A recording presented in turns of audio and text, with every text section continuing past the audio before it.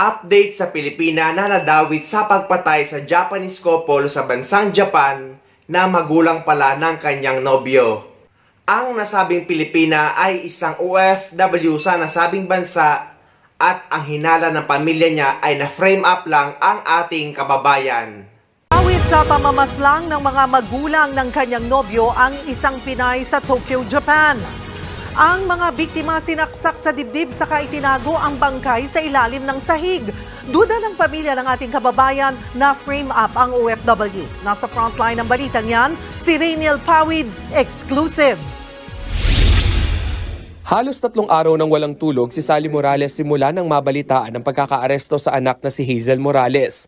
7 taon ng OFW sa Japan si Hazel. Pero nitong January 19, dinakip siya ng mga pulis dahil sa pagkakasangkot umano sa pagpaslang ng mag-asawang Norihiro Takahashi, 55 years old, at Kimi, 52 years old, mga magulang ng kanyang boyfriend. Hindi po niya magagawa yung pagmatay ng tao nang dahil sa pera na sinasabi nila maling-mali po ang panghuhusgang ginagawa sa anak ko.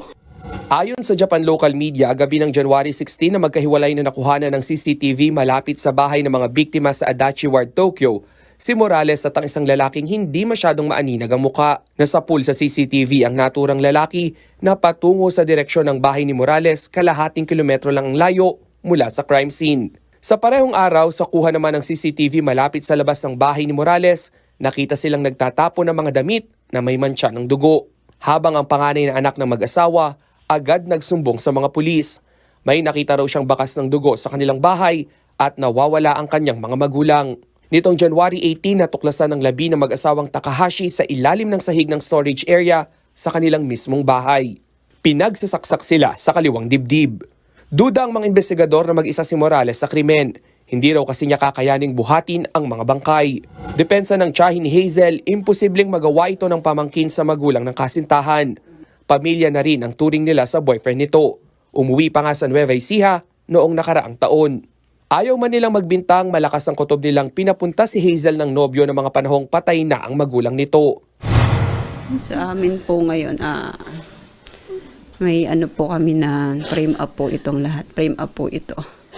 Kasi kung totoo pong tinawagan po siya nung lalaki, malamang po siguro patay na po yung mga tapos napunta siya doon.